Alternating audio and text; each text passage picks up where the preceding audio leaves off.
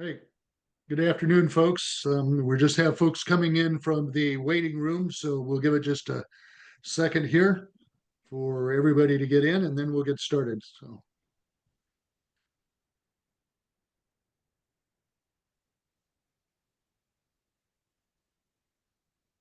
all right. I think we got most of the folks in. Um, I'm Dave Carter, along with Chris Roper. We're the two regional directors from Flower Hill Institute, which has the agreement with USDA to coordinate the technical assistance program that USDA Agricultural Marketing Service developed to assist smaller meat and poultry processors around the country. And we're really pleased this afternoon to have a couple of folks with us that are going to guide us through the ins and outs of developing your own pet products as a processor. This has been a critical issue for us for the last year or so in working with processors about what do we do with the other half of the animal.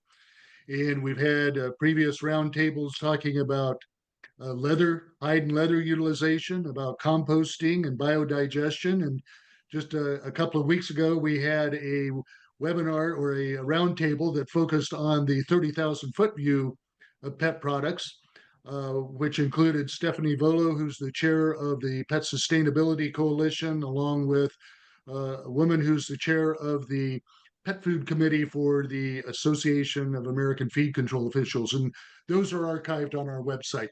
But now we're going to go down below the 30,000-foot view and get down on the ground with folks that are doing it themselves. So we're really pleased to have them with us. But just a couple of housekeeping things here, real quick, is that this is being recorded and it will be archived on our website. So if you missed the one a couple of weeks ago, you can go back and look at that.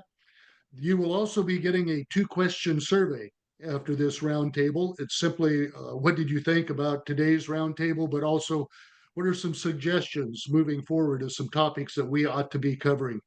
We really appreciate that, and our calendar's getting filled up with some suggestions, but we'll always take more because we want to know what you want to hear about. So we'll also be putting some more resources into our toolkit on pet product utilization as we go forward. So with that, we'll go ahead and get started. Chris, anything else we need to cover before we jump in? No, you did great, and welcome everybody, and look forward to do today's discussion. Great. Um, so we're really happy. We've got Catherine Bedell with Momo's Mountain Chow out of the west slope of Colorado, and Jim Marino with Bar 46 Farms up in Idaho. So, Catherine, just let folks quickly know who you are, Catherine and Jim. Yep. Sure. So I'm a rancher, as Dave said, in Western Colorado. I run cattle in 4 counties here in Colorado. I started out my life as a veterinarian. I am a large animal veterinarian. Moved into ranching when I had a couple kids, and going out on emergencies and being on call all the time was no longer a realistic expectation. So that was 30 years ago. I moved through the grass-fed direct marketing farmers markets, opened a retail store. And when processing became an issue for me, I moved into meat processing, and that's where I am right now. So looking forward to this discussion. Great. And Jim? We are a first generation farmer family, and in 2018, we initiated this journey, and we started raising, it's a breed called Akaushi, which is the red Wagyu. And as we went down that path and we harvested animals, we realized that people didn't want the organs anymore, and I didn't understand that. And I would explain to them, don't you understand that liver and heart are extremely healthy for you? And they'd say, yes, but I still don't want it. So that led us to buy one freezer, and then 10 freezers later, we realized we couldn't buy freezers anymore. We needed to come up with an outlet for the offal, those organs, because I have way too much respect for my animals than to just throw away those other parts. So we don't even call them value added. It is very important that we use them in a productive manner. And it was through our small and large animal vets that we started this journey with the pet treats and the chews. So over the last 5 years, we've become not the end all, but we have a pretty good idea of how to do this and do it well. So thank you for having me on today. Great, appreciate that, Jim. So yeah, so prior to 2018, I don't think you ever thought you'd be in the pet product business, but Catherine, I suppose you didn't imagine, 4 or 5 years ago going, hey, what I really want to do is get into the pet product business, right? No, that wasn't really the direction I was aiming in. We were producing meat for human consumption. So, yeah. Yep. So talk about a little bit about how you have gotten involved in doing pet products and a little bit about what you're working to do with Momo's Mountain Chow. Sure. So, as I said, I pivoted into meat processing. And 3 years ago, I met a woman named Deb Fitch, and she had just bought a small processing plant that was processing maybe 20 head a week. She had big visions about what she wanted to do with meat processing.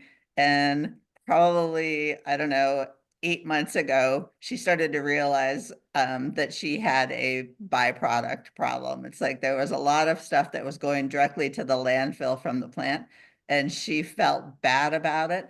So she started talking to me. I had written a bunch of grants and consulted on her ranch. And so she talked to me about what can we do to get to sell these and make these into a viable product. And we both love dogs and we're big animal people. And so we immediately pivoted to let's make dog treats and dog chow. And originally we did try and sell some of these byproducts to other pet treat companies, but because of our location in rural Craig, Colorado, it's about 4 hours from Denver and 4 hours from Salt Lake. There was no easy transport to get these things out of our area to some other manufacturer. So that was the decision to start doing it ourselves. Great. And Jim, you're focused exclusively on the treats, and talk a little bit about the format and the process you're using. There's so many alternatives today for dehydration and freeze drying and other types of products, smoking. What are you focusing in on right now?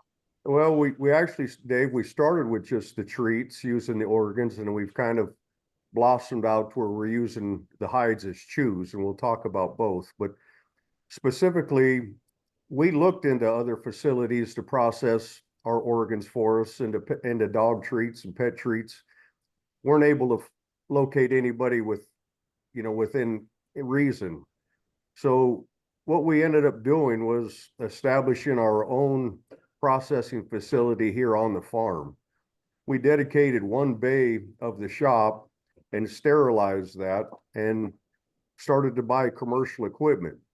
And we chose the dehydration process because our research showed us and taught us that dehydration was allowed me to utilize what's called a lethality cycle.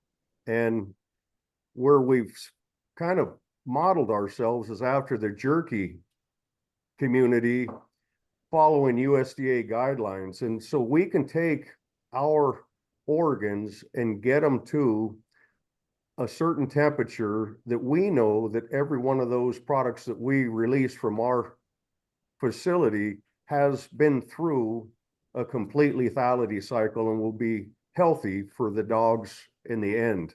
And that's very important to us. And we didn't see that with other formats, and they may exist, but that's why we chose the dehydration process, where you can get it to a certain temperature, but maintain the healthy vitamins and minerals that those organs contain, which was very, very important to us. And so what kind of equipment have you brought in to do that? So and it's been a journey. We started off with what we thought was commercial equipment, only to realize it truly wasn't. And to navigate industrial equipment is a tricky business because it's not affordable in many cases. But so a commercial dehydrator at the lowest level starts off at about $30,000 and just goes up from there. And we have several of those. And then a slicer, the machine necessary to slice everything uniformly is north of $20,000. And then you have the commercial electricity that you have to bring in, 3-phase power. And then you need to have a commercial sink that you can clean all of those organs properly. So it is a little bit of a commitment to get started. But the dehydrators are very, very important. And then the learning curve to understand how to do and run those properly. It's not just a matter of throw them in and hope it works out. There's a water activity level that you need to be very important, that you pay attention to for shelf stability. And you don't want to over dehydrate products, but if you under dehydrate them, then you'll create a mold problem and you won't have the shelf stability that you need. So it takes a little while, and we have had a learning curve over the last 5 years, but we think we've got a pretty good grasp of it now. And when you're shooting for your shelf life, what do you like to have for those dehydrated products? It's a great question. We guarantee 12 months. Okay. And that way, and some folks would like 24 months, and we very well may hit that, but I'd rather not, because I don't want to use chemicals that you can't pronounce. We use one ingredient. We don't even add salt. And I can ensure 12 months because we've already tested it. And I'm sure I could ensure further, but I'd rather them be consumed in a 12-month window. And that can become a challenge when you have distributors and you have retailers, and how long that's going to sit in their specific facilities. So we had to kind of move our business model, if you will, to make sure that we ensure that product is consumed within 12 months. Great. And before I throw it over to Catherine, one thing I forgot to mention at the start is, as you have any questions, type those into the Q&A box there. Chris and I'll watch those as we go along and start feeding those to the folks so you can get your questions answered here. So Catherine, talk a little bit about the format that you've developed and what you're looking at developing now as you move from the treats into the food products. Sure. So we started out doing whole organ treats. So, drying heart, drying liver, and of course the bones we smoke and sell them frozen. But what we're looking at, and I've just contracted with a formulator to do a complete raw and a complete dehydrated, hopefully using the same formula as the raw. And so we're looking for a clean label, same as Jim, not using a lot of chemicals that we can't pronounce. And so getting everything that's required by AAFCO is not that simple. We want to label it as a complete diet. The formulation is a little difficult, and we'll see if we're able to get there. I want to use the most amount of our byproduct at the plant that I can put into it, but we also need to use some seeds and vegetables to make it a complete diet. One of my priorities is to use locally produced everything. So I gave my formulator a list of things that I would have a year-round supply of. That was pretty key because I don't want to be a seasonal manufacturer. I can't afford the equipment and be seasonal. And so I'm blessed that I work with a processor, so I can use the processing plant on the weekends to experiment, because if you're going to send stuff away for analysis, they want samples from 3 batches, and ask them what 3 batches is, and you'll have a long discussion. But so we just use it as 3 mixings of whatever we're putting together. But I think where we're headed, even with our dog treats, is to do a grind and reformed sort of jerky with the organ and try and do it that way, maybe for utility and to get more of the byproducts used. So that's the direction we're going. Deb is in the process of building a new larger plant. And as that happens, we'll have way more product availability. And so we'll be moving into a dedicated facility at that time as well. So as she grows, we grow. Great, great. Chris, you want to jump in here with anything? You know, we started to get some questions populated. I don't know if it may be a good time to maybe tackle a couple of these, if that's okay. But before we get to that, Catherine, one of the things I wanted to cover here is, so Jim, you're the producer and the processor and also the pet food processor. Catherine, you've taken a different approach. As Deb Fitch at Fitch Artisan Meats decided she didn't have the bandwidth to produce pet food, and for the processors that are on here, the opportunity to maybe reach out to someone and talk about, hey, can we do a joint venture or business? And how do you have that structured with Fitch? Well, right now, I'm not paying any rent on the space. I am hiring her people in my company that want to work extra hours, so she doesn't have an overtime issue. I just have the access to her employees. And then I buy the byproduct from her. So sort of a sweetheart deal as we get going, but that'll change when we move into our own facility. And we've talked about her having some equity in the pet food as well, just because she's helping us out so much getting it going. And it's important. She has dogs too, and we work together. So it's more of a friendship deal than anything else with Deb. Good. All right. Okay, Chris, yeah, you can go into some of the questions here. Yeah, we'll hit a couple real quick. A question from Claire is, I'm sure it depends by state, but is a commercial kitchen or operation required for dehydrating and selling pet treats? Or whichever one of you feels comfortable tackling that one. I can, at least here in Idaho, we are subject to be inspected. And that was part of the licensing process. And we had to navigate through the Idaho Department of Agriculture, and they walked us through it. It's a process and it takes a while, and AAFCO is the basis for all of this moving forward. And so, yes, you basically need a commercial kitchen of sorts to meet those quality standards. And I actually don't know about Colorado. I know you have to be licensed with the state, but I don't know about the kitchen standards and some of the other. Yeah, it's not really, I mean, in most states, you don't have to have a commercial kitchen in the sense that you think about with being USDA, compliant, because pet food and pet treats are under FDA jurisdiction. And so, particularly because they can be made, I think you both are using human grade ingredients in your products, but since they can be made with non-human grade too, it's not quite as stringent. Yeah. The next question here. Somebody's is asking about if we're discussing freeze-dried treats today, and I don't think either of you have ventured into that, but let me just say, yes, if you want to contact us offline, we do work with folks that do freeze drying.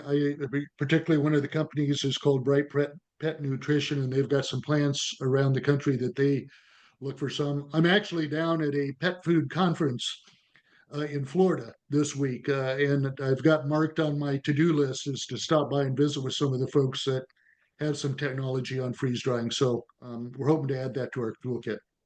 Go ahead, Chris.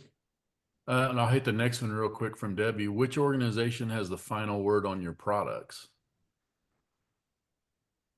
Well, that really go ahead, Catherine. That really varies. So it depends on whether you're going for a complete food or just what they call a supplement. On the supplements, there's not a lot of guidance, especially in Colorado. I'm not even sure if I think you still have to register your product as you sell it through the state. But other than that, there's sort of no controls on it. If you're going for a complete diet, then the state is going to look at your formulation, get it tested and analyzed. You do have to meet those AAFCO standards for the food. And so there's much more regulatory burden on that product. Let me just say, the acronym, because people asked that last week, AFCO stands for the Association of American Feed Control Officials, and it's an organization that technically has no regulatory authority, but it develops some model regulations that everybody follows. So go ahead, Jim. Oh, I was going to say, and Catherine's absolutely right, and they do differentiate between a balanced and then a non-balanced product. And when it comes to treats and chews, actually, there's even a difference between those two. But relative to the treats, we need to send product off to a lab and get a guaranteed analysis.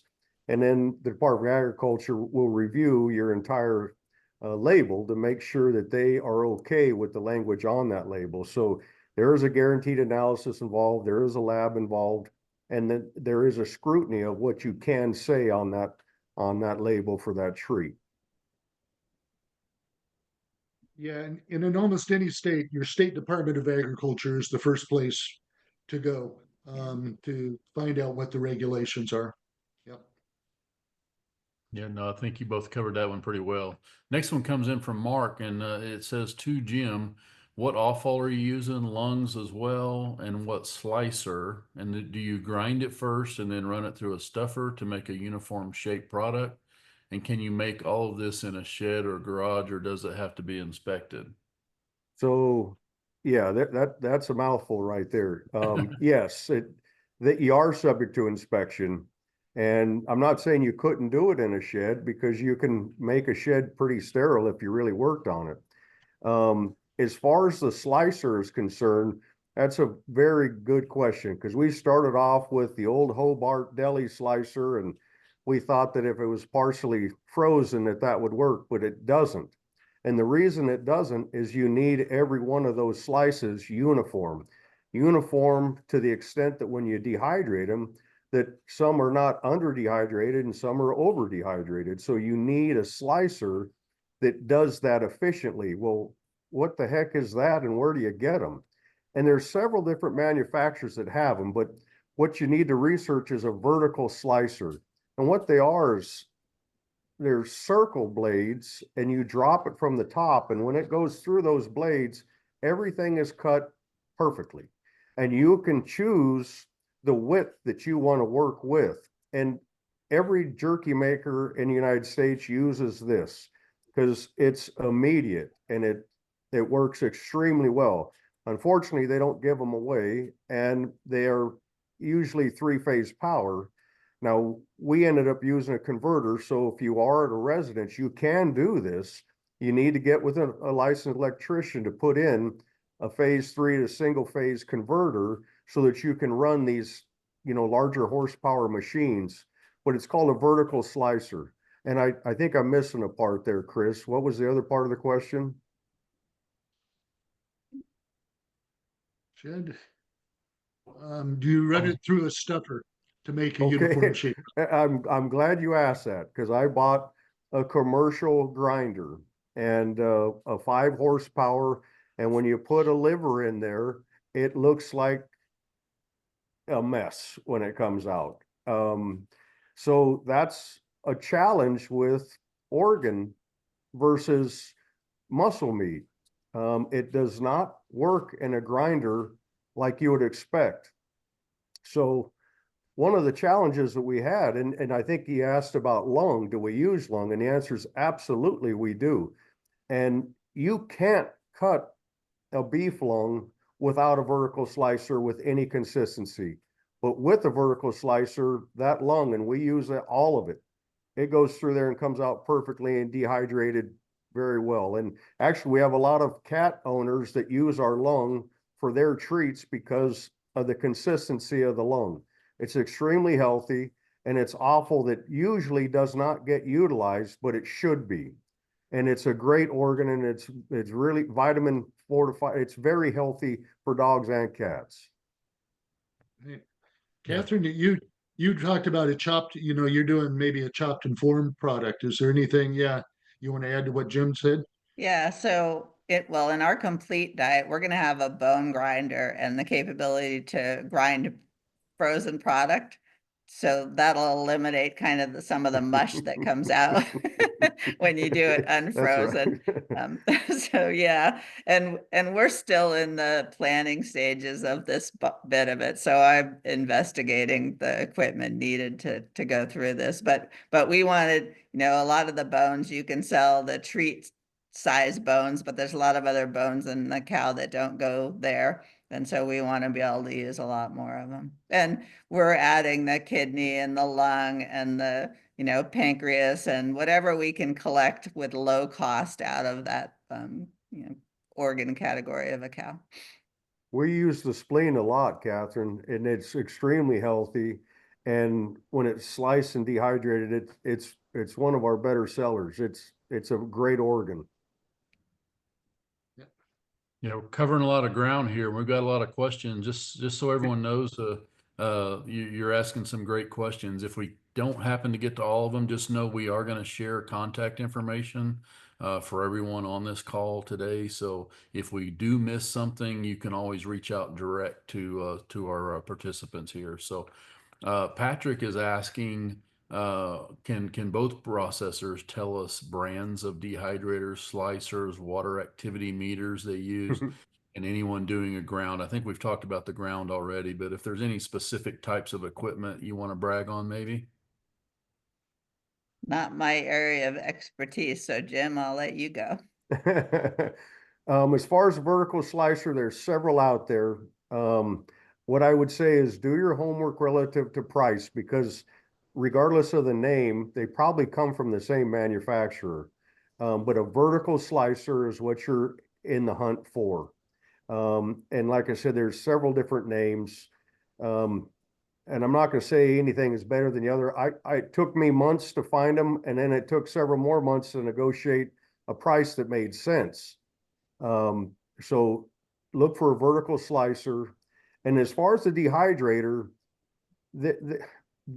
they're all over the map as well. The one that we ended up going with is called the Harvest Saver, which is the entry level of the industrial side. And you can find those online. Harvest Saver R5, I believe is what it's called. And I think it has 88 square feet of drying space and 14 trays. And for the entry level person, and it's not, they don't give them away. You're going to spend $35,000 for them when it's all said and done, but they work as they're supposed to. We made the mistake of buying what was labeled as a commercial dehydrator to begin with for in the $5,000 price point. And that's great for home jerky making. It's not great for industrial use. And you need to do the homework on it. But the Harvest Saver has been a blessing for us. And the reason we've stayed with that same machine as we developed our roadmap, if you will, of how to process each organ, we use the exact same machine to replicate it over and over again. And if we change the machine, it wouldn't finish and it wouldn't have the same heat. It wouldn't have the same finished product. So sticking with one and continually buying the same machine made more sense to us. I'll just add one thing there. So one of the things that I'm concerned about that I haven't solved yet is the time it takes to load the trays to go in a dehydrator like that. So I've done some work looking for a conveyor belt. It's definitely for a larger space, but a conveyor belt dehydrator. So that's sort of my goal, is to use that and limit the labor, which can be a high, overhead cost. It absolutely is. And here, because we are small, we are a family-based business, and all of us, my wife and I and our 3 adult children and their spouses are all part of what's going on here on the farm. And one thing I'll add to that, the jerky people have taught me that heat moves quicker through moisture than through air. So when you put those products in, we actually shut that machine down, crank the heat up. So we use the moisture in the meat to get to the lethality cycle much quicker. And then after we hit that internal temp of 165, Then we open it up and then air dry it. So there is a process to it to get it done correctly. You know, I'll hit the next couple. I'll try to combine a little bit here, but can you talk a little bit about pork and if you're doing anything with pork? And then if you know on does it make a difference as the type of organ meats from beef, chicken, turkey, pig, sheep, etc.? Are you working with any of the other species? So we don't, I actually have not seen a lot of treats with pork, but we do run them through the processing plant. We also have lamb, which we will develop lamb recipes because I understand it's hypoallergenic for a lot of animals. So the animals that have stomach problems are more likely to tolerate a lamb diet. So we'll investigate that. But I don't know I mean, as a veterinarian, I don't know why pork is not used, and maybe someone else has the answer. No, you see pig's ears as chews, from time to time, but yeah, for whatever reason, and I puzzled on that one myself, Catherine, about why isn't pork a more readily acceptable product for pet products? So, um, Jim, you're probably just focused on your beef there, are you not? We primarily use beef because that's our wheelhouse. We raise pork too, but we don't raise enough to where the scale makes any sense for us. I would like to get there, but we have to choose our battles. And right now, being very good at beef organs and beef hide chews is where we're focused at this point. There's plenty of other producers in the United States that use pork products out there. We just haven't gone down that path because we don't raise enough pork to get there at this point. Thank you both for that. Next question comes from Debbie, and I think we might have seen something like this last week, but as a USDA plant inspector says, I can't keep offal from customer animals, even if the customer does not want them. Has anyone else run into this, and how did you handle it? No, I haven't run into that. And I would talk to your inspector more. If it's processed under USDA inspection and the customer, and boxed that way, I don't think there's a reason why you couldn't have it if the customer does not want it. I don't think that's a real issue. And I was going to ask Debbie, maybe you can clarify in the comments as well. Is the plant a USDA FSIS inspected plant, or maybe is it a custom inspected plant or a state inspected plant? If you can give us a little more information, we might be able to dig a little deeper for you on that. Next question from Casey. Says, hopping in late, so unsure if it's been talked about, but we raise chickens and have experimented with dehydrating the feet and heads for dog treats, yet they always get moldy quickly. I'm assuming they don't dry out enough. Can't find info online for proper dehydrating time and heat. Any insight there? So and I should have mentioned that earlier because that was part of somebody's question earlier, the water activity, and how do you test that? And people will tell you, well, you need to know your moisture. Actually, it's the water activity is what you're actually after for shelf stability. And for us to get started, we reached out to University of Idaho for some support because they have an incredible lab.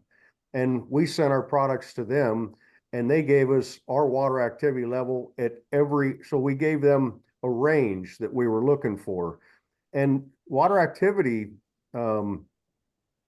machines are not cheap either. I mean, for a good one, you're going to spend $3,000 or $4,000 easy. And they have lesser quality, but this is important. You need to know where your water activity is for shelf stability. So if a university or college is nearby, I would say reach out to them and utilize their lab for that. Because that is important. The mold comes from moisture and it also comes from how it's processed as well. I mean, the lab was very helpful to say, Jim, you need to make sure that you go through certain steps for getting things sterile, and water activity were also contributing factors to a mold problem. Catherine, anything to add on that? No, she's right. Reach out to your university. I work with the CSU, the Colorado State University, and then they have a Spur Center, which has some more lab capabilities. So they've been very helpful as well as I move through this process. Melissa has a question here that, yeah, leads us into a topic I wanted to make sure we covered here today. But yeah, your customers, the channels that you're marketing in. I know, Jim, you're more direct to consumer. Explain that a little bit.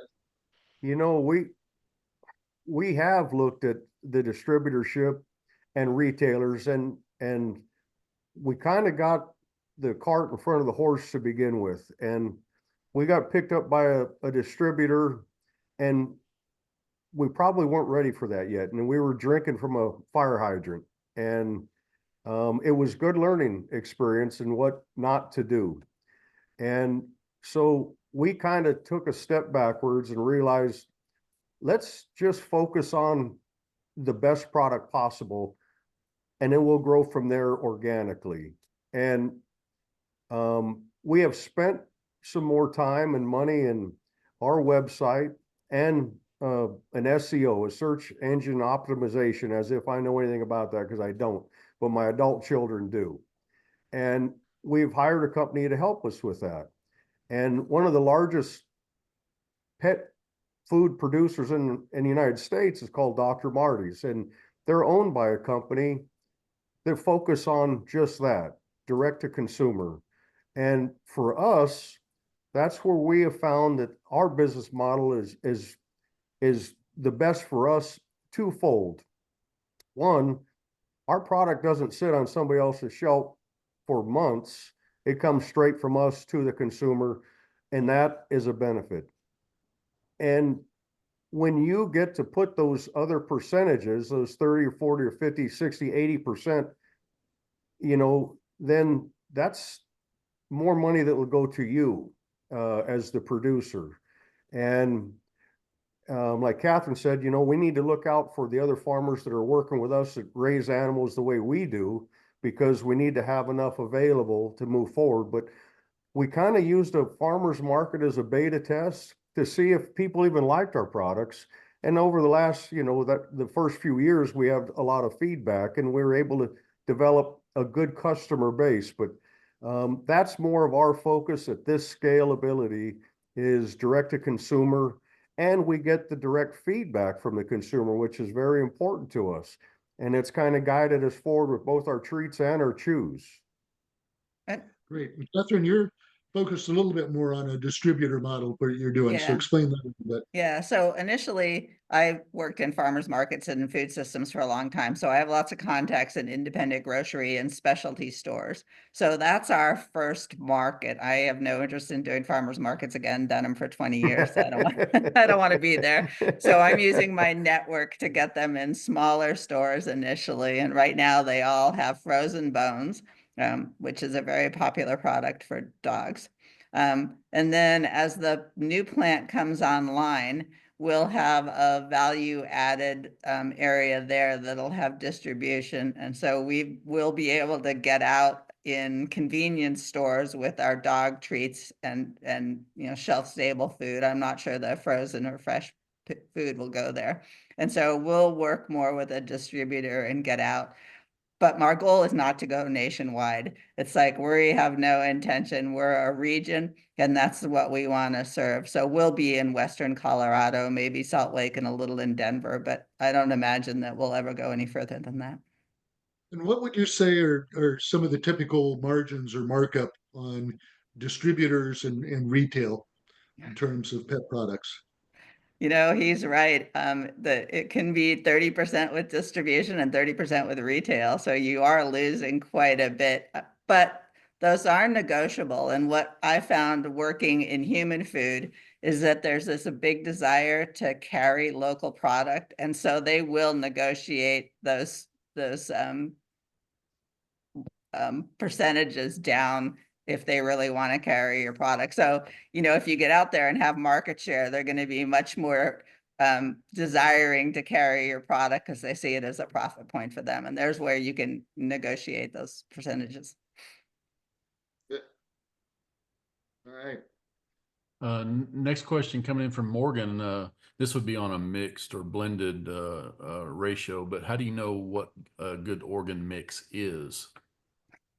That's where you hire a formulator. It's like there are databases that tell them what the vitamin and nutrient content of those organs. And so he can blend them. And then once you get a formulation, you send it away for analysis and check. And it's a little bit of an issue because some items like grass-fed anything will have higher or different nutrition than grain-fed. And it's same with vegetables and seeds and stuff. It depends on how they're raised about what nutrition they have in them. So what the formulator says is good might not actually be what comes back in your analysis. And so that's a little bit of the tricky part. But when you hire somebody to formulate, he's going to formulate it until you're happy with the formulation at the same cost. So that's your deal with your formulator. Yeah, let me just interject there too. That's a particular issue on food products, rather more so than treats. Foods are fairly highly regulated because of the philosophy is that animals getting their full daily nutrition out of that bowl of food. So you have to hit the right levels of magnesium and zinc and taurine and methionine and all of that. And it gets a bit tricky. So that's why we do have some information in our online toolkit with some contact information for some formulators. We're trying to get more in there because they're in kind of high demand right now. Yeah. Next question from Ben is, anyone have any experience processing fish? And are the bones something you should remove first? No experience. No, none here, but I know there's a market for it. I'm just not able to provide any help there. Well, and I know with fish, if you grind um, if the bones, if you grind them, they're very usable in the product, and bones are actually a very good source of calcium and chondroitin. Yeah, I have a hard time with those words. So Yeah. they can actually be nutritious, but you obviously don't want them getting cut. Yeah, there. Our next one from our friend Catherine. Do either of you use or plan to use tripe or rumen? And what do you find to be more efficient way to clean and package? I can talk about that. So as you know, it's a real messy organ. It contains all the pre-digested material before it heads into the rest of the digestive tract. Cleaning them by hand is really difficult. They do make tripe washers, but one of the concerns is if you're going with a fresh or frozen diet is the potential contamination coming from that organ. So they recommend that you do that in more of a cooked or at temperature, as Jim has mentioned multiple times, about getting it to that safe temperature of 165 degrees. But it has a lot of nutrition. And so eventually, and it's extremely wasteful to just throw it away. And I've talked to people that actually use the whole paunch, which is what they call when they cut that out, and in their diet. So they don't even empty the contents out of it. And use that. So haven't looked into that much. Sounds interesting, but it's also a really dirty job. Yeah, Catherine is absolutely right. I mean, that one is one that you need to be real careful with, not only because of the opportunity to have some harmful things moving forward, but it doesn't smell very good. And, when people receive that, if they're not familiar with tripe, they're not going to be happy with the way their house smells after it's in their home. And so I'm not going to say we won't figure that out down the road, but we haven't tackled that bear just yet. Yeah. Great question, though. Thank you, Catherine, for that. Debbie clarified for us that, yes, our plant is FSIS, a USDA plant. And inspector says I can't keep inspected or custom off the customer, even if the customer does not want it. And Debbie, I think we should dive into this further, and I might even recommend we do an Ask FSIS question online to ask, that online question, and we dig a little deeper. But reach out to Dave and I on that. I think we should dig deeper on that one.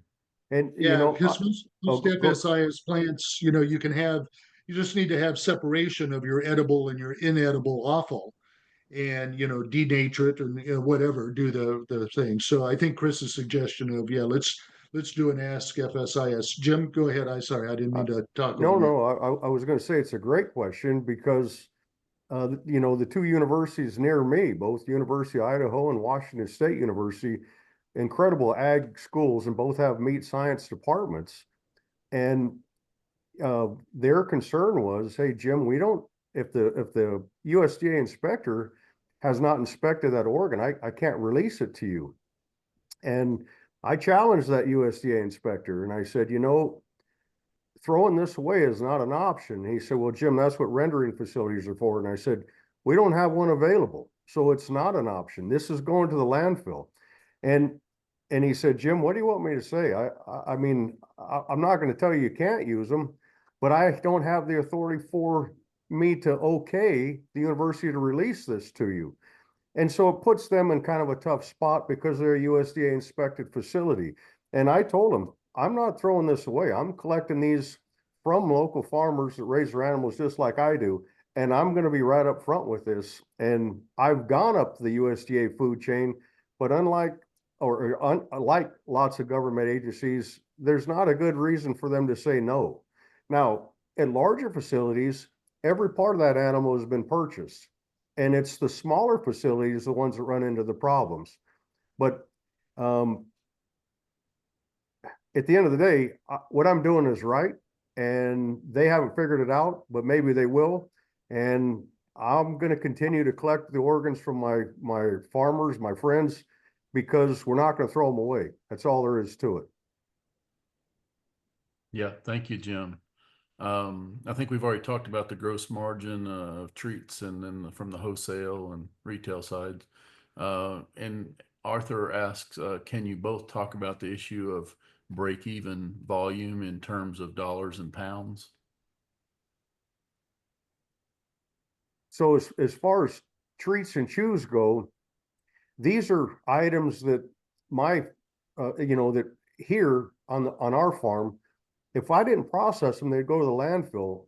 And other farmers just like me that raise their animals the same way I do, they'd have to pay to throw them away.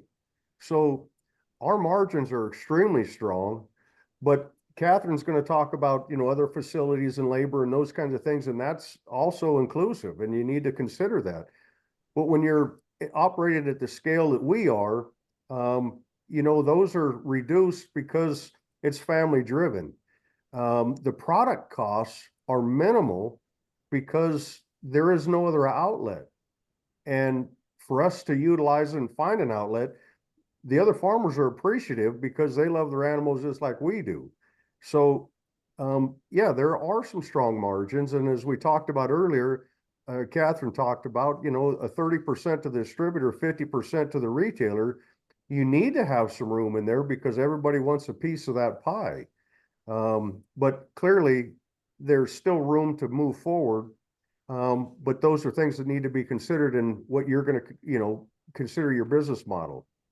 Yeah, and we actually are still collecting numbers to look at our cost of goods sold. It takes some work. And again, as he said, we have to take that lack or decrease in the landfill charge into consideration. And that's part of the reason why Deborah pushed me to start the pet food, is because her landfill and dump costs were so high. I think they were the highest margin or cost that she had after labor. So it was significant to her to find some profitable way to treat all this byproduct that she was throwing in the landfill. But get back to me. My daughter is a financial expert, and she will figure out my cost of goods sold as we get ramped up. And I'll be able to answer that question better in 6 months to a year. And that's why, again, we're going to have the contact information for both Catherine and Jim here at the end here, because we want people to be talking to each other as we're going through this journey. We're all trying to kind of figure this out together. And so the more that, you can call and pick their brain and give them some advice will be helpful. And You you know, can let- use, go there ahead, is a USDA report of these byproduct values that they're getting. And so that might be a good place to start. Figuring out your overhead with equipment will come, your labor costs and your energy costs, of course, will evolve.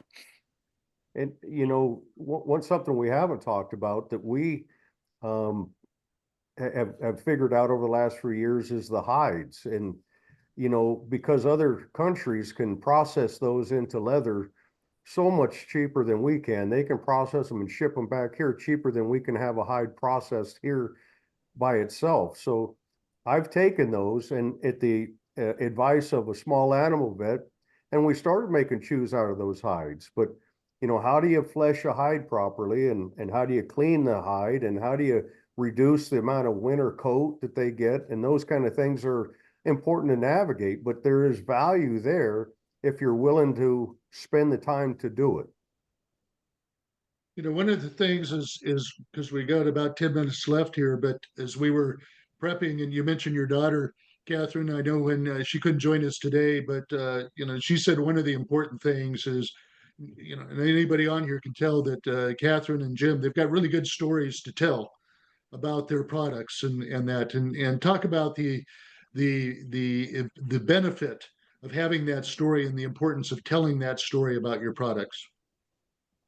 Yeah, you know, the new generation of buyers aren't just buying a product, they're sort of buying your lifestyle and they want to know everything about what you're making. So the story starts back on the ranch. How are you treating your cattle? Where are they coming from? How far away are they, you know, riding in the truck? What are they eating?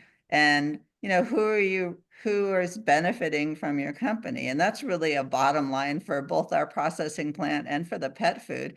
We try and get revenue back to the ranch gate. And so we knew that our producers were not getting paid for their byproduct, didn't really have a sales channel of it. So when we buy it from the processing plant, she's either keeping her processing costs lower or actually giving money back to the customers because we have somewhere for that byproduct to go. So for us, it's really important that it's a community sort of story. We label it as local. We label the cattle as all from Colorado, you know, naturally or regeneratively raised.